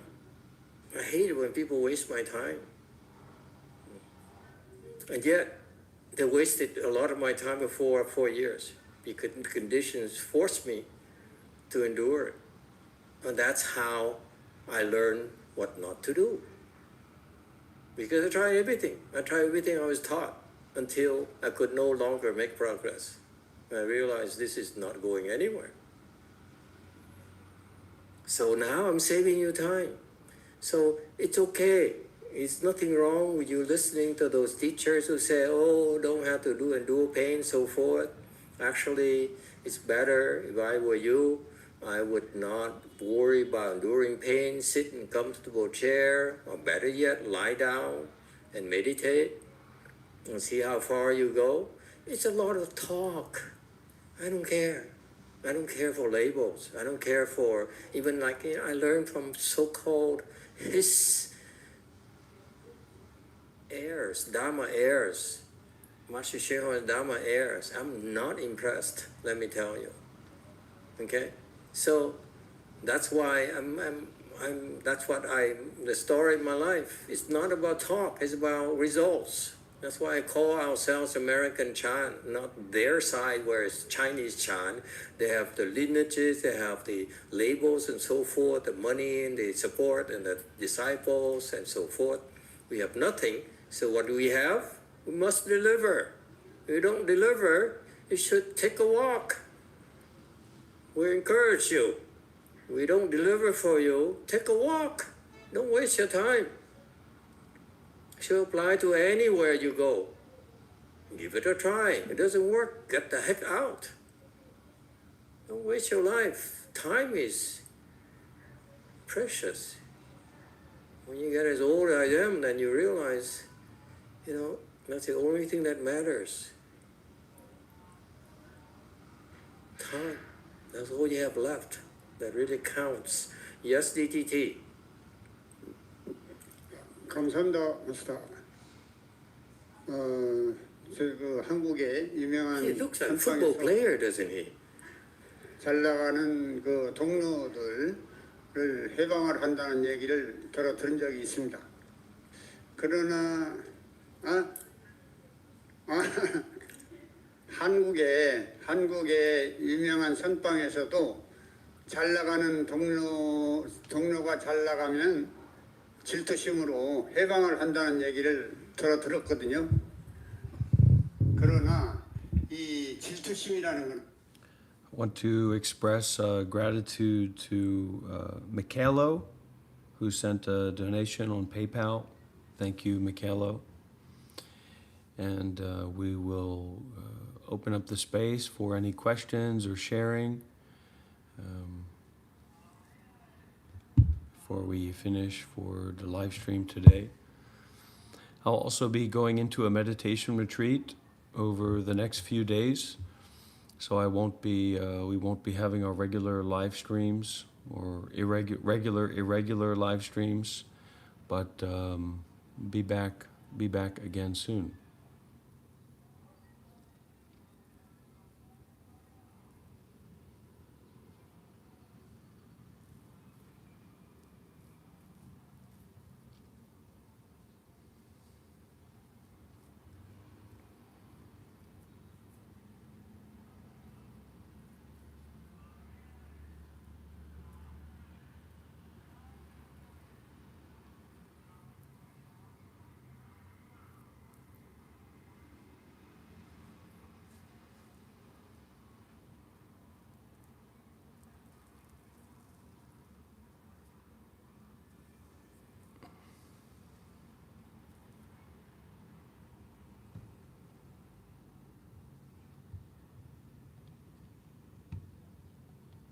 On a subjective level, I'm 82 years old now, and on a subjective level, in my lifetime, I've not experienced such darkness, a sense of darkness, and despondency, and confusion and discouragement on the part of progressive people. There have been many crises before, many terrible times, many crimes committed by the system, but the sense of resistance and possibility was at any time more palpable than I see it now, with some exceptions. There was the Vietnam War, and it's hard to compare atrocities. 3 million people were massacred in Vietnam, in Cambodia, 100,000 or so in Gaza. But there was a sense of resistance then, and a belief in the possibility of stopping it. That seems less available now. It seems like I know that people are resisting, but the system's relentless imposition of power and arbitrary behavior has never been more untrammeled. And that's on the one hand. And on the other hand, the gloves are off. Like the imperial system, of which the United States is the main hegemon, used to hide behind various attractive labels and slogans such as democracy and freedom. It was always the hypocrisy, but now it no longer even bothers to do that. So that they go into Gaza with real estate ambitions, or they take over Venezuela, not talking about democracy and all that nonsense, but saying we want the oil. So that on the one hand, on the left, I think there's a sense of shock, despondence on the part of a lot of people, and on the part of the system, there's an untrammeled,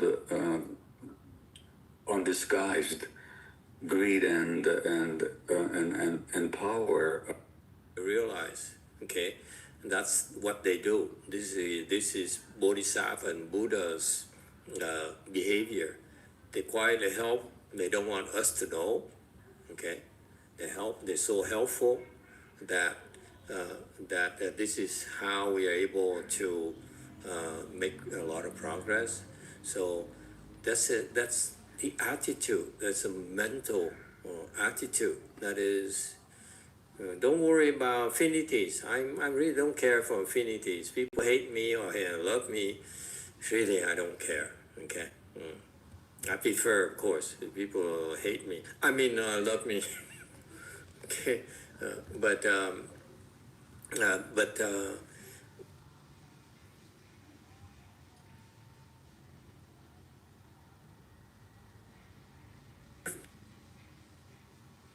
joy. And I once came across a holy card with a statement by a French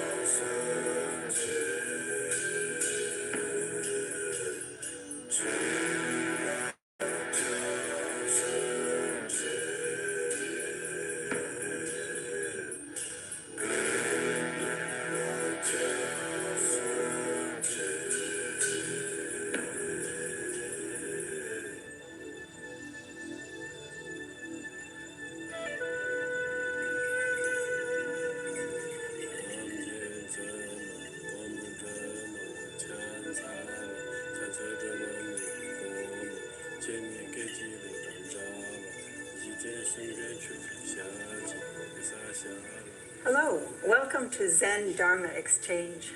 I am Dr. Victoria Urup-Shiro, Associate Professor of Humanities at the University of Maryland, University College. I have been teaching classes in world religions for about 20 years now and have always felt a special fascination for Zen. Zen has great depth and also lots of humor. And therefore, it is very rewarding and also fun to study. So I'm very delighted to be here today speaking with Zen Master Poa Sunim, founder of the World Zen Fellowship, and Louis Dabney, Chuck Mills, two of Master Sunim's longtime students. Master Sunim, what is Zen? Summer breeze in the winter time. Summer breeze in the winter time. Oh, Zen has sometimes such very short answers that have jewels of wisdom in them. Thank you. You're welcome. Now, Louis, how did you meet with Master Sunim? Well, I came across Sanim through a very dear friend of mine, a guy named Tim, and he was a really interesting fellow. He was a clown and a teacher and a student of religious studies like I was a long time ago in college. And he, unlike myself, I tend to be sort of a believer and kind of nostalgic and sympathetic. Tim was very sort of disciplined, and he didn't believe things lightly. And so I was very surprised to hear that he was studying with anybody, much less a Zen master. So it was a real surprise for me. And he was battling a very deadly form of melanoma, ocular melanoma. So it's sort of skin cancer of the eye. And it spread all throughout him and usually kills people very quickly. He was probably the longest living guy ever with this disease. He just fought and fought and fought and fought.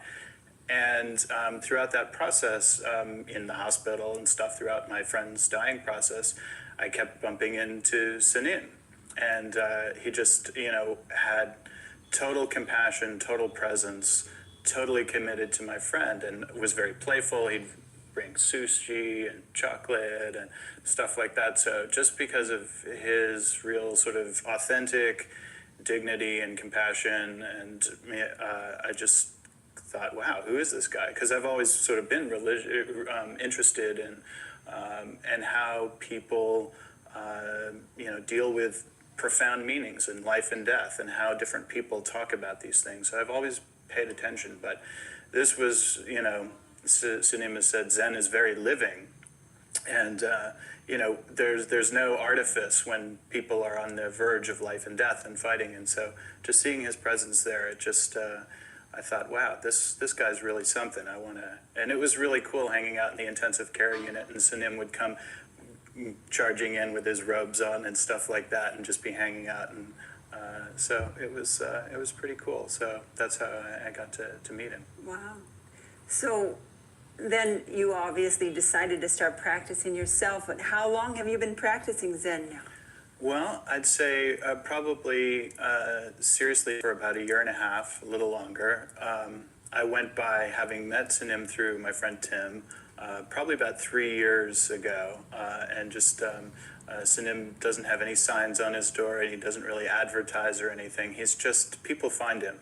And I just went by one time, and I'd never had any affinity for Zen. I'd been interested in other kinds of religious practices and that sort of thing. I'd never had a real affinity for it. So I went by and I sat and meditated and listened to the master. And I thought, wow, this is a really great guy. But, I've been sort of doing my own things. I wasn't really familiar.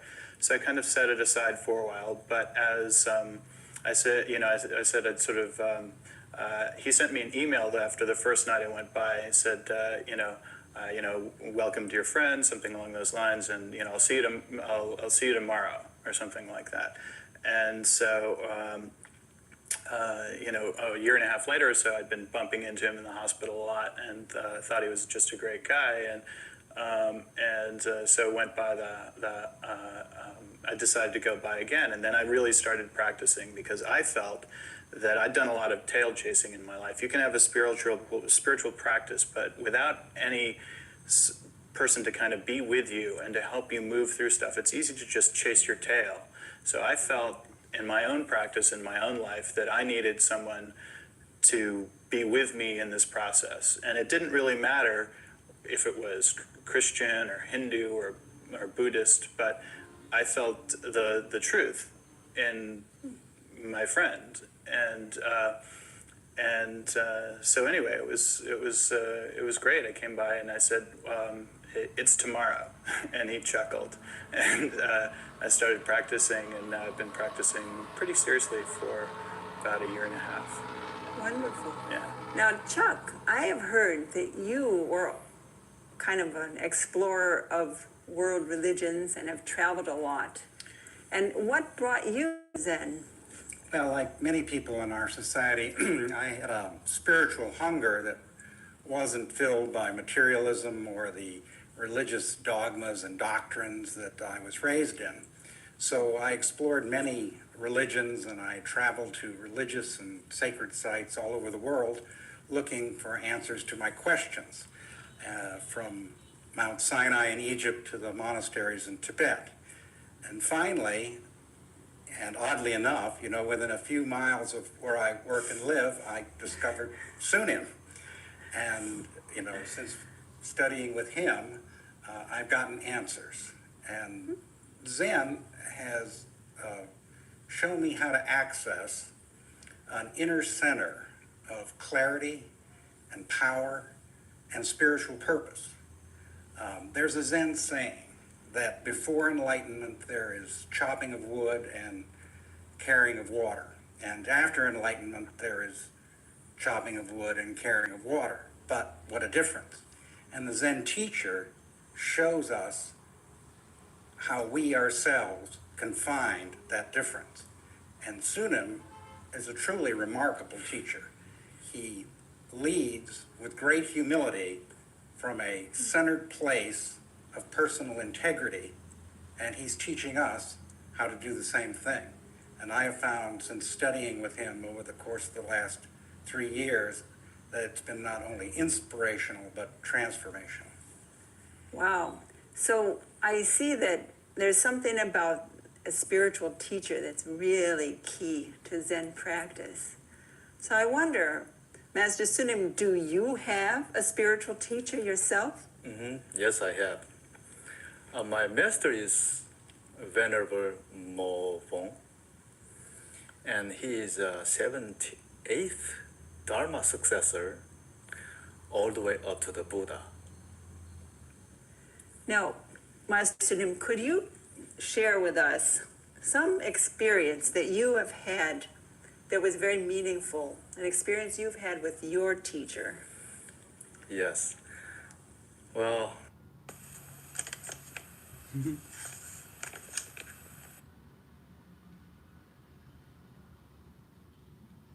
Perfect joy.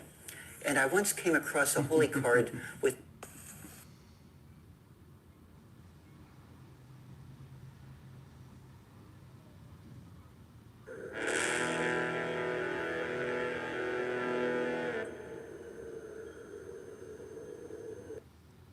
you've had with your teacher.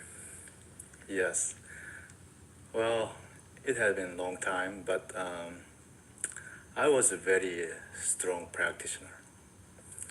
I practiced always.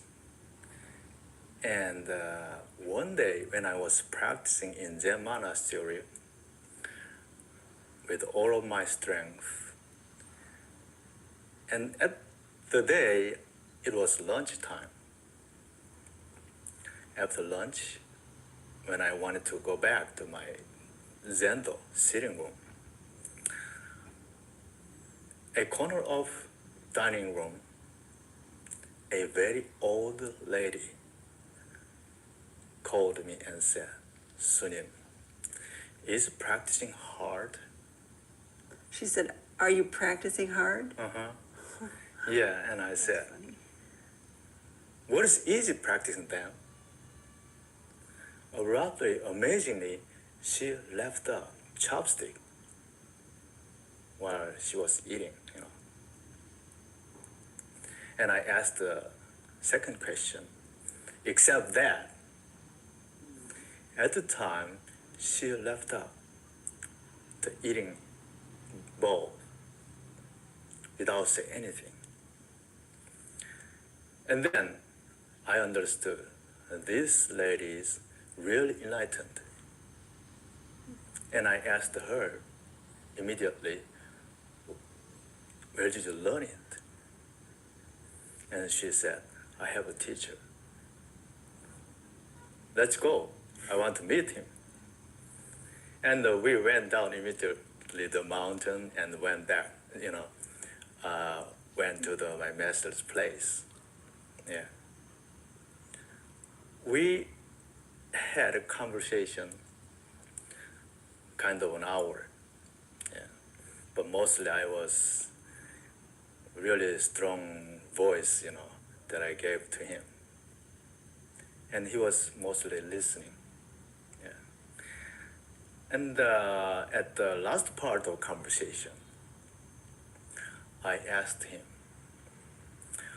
well, even though you are Dharma successor and good enlightened being, you should practice hard continuously.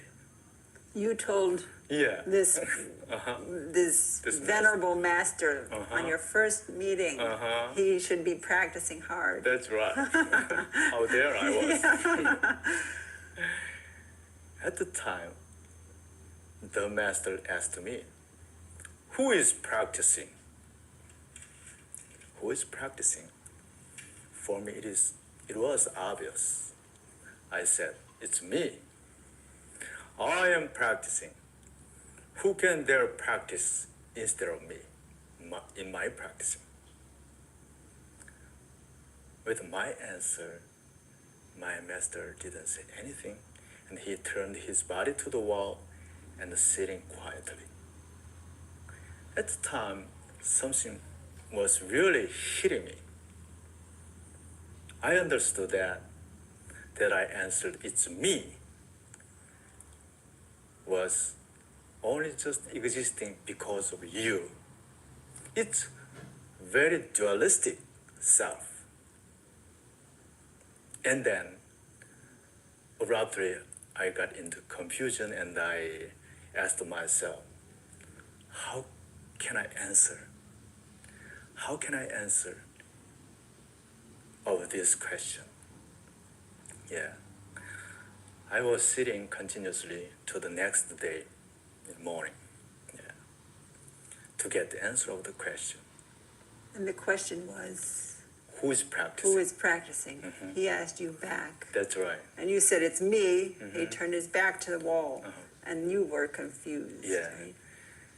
And then I couldn't sleep, just sitting there with a strong question. How can I answer? How could I answer for his question? And next morning, early in the morning, I found a wonderful answer. Yeah. And I knocked the door of my master, and I asked him, would you please ask me again the same question like yesterday? And he asked the same question to me.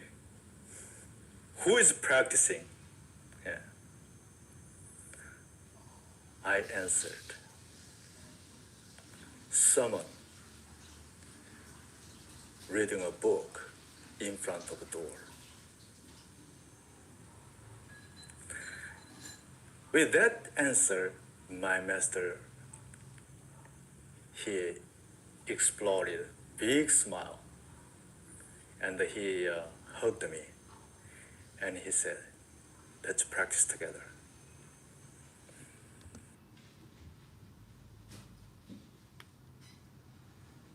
Master Sunim, there are some people that say you are a real enlightened Buddha. Can you kind of clear up the situation? If they ask me, I will give 3 vows to them. All right? Master Sunim, Master Sunim, many people want to know about how to become a real Buddhist and change the suffering inside of themselves. You know, many people are suffering a lot. So can you say something about how they can deal with the suffering? From where did you see the suffering people? Master, how can we become enlightened as a normal people? If you get enlightenment, I will give my shit. If not, also I will give my shit. Then what do you want to do? Do you want to get enlightenment or not? How can we become enlightened as a normal people? If you get enlightenment, I will give my shit. If not, also I will give my shit. Then what do you want to do? Do you want to get enlightenment or not? Start again. Master Poha, how can we know about the truth of Zen in the real way?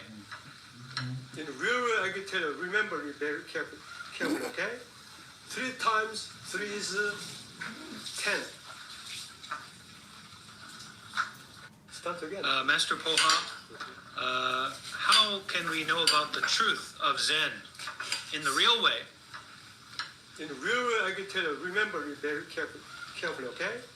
3 times 3 is 10.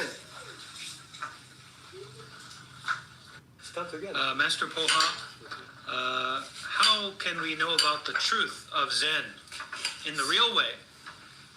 In the real way, I can tell you, remember it very carefully, okay? 3 times 3 is 10. Start. Singing. Oh, I dropped it.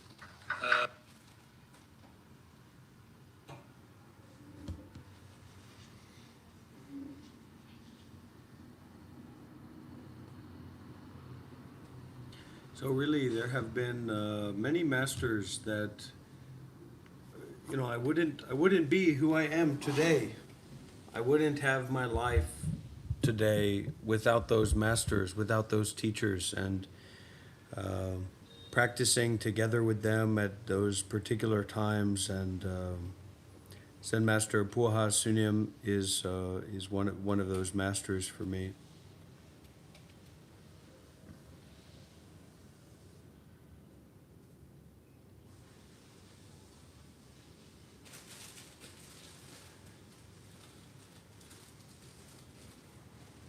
I hope I can have the chance to see him again and spend time with him again.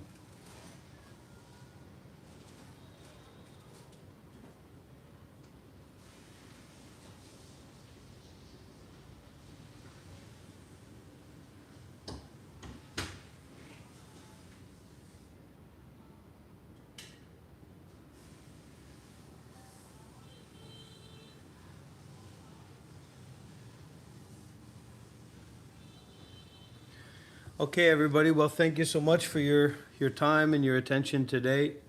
I wish you the very best in your journey and in your life.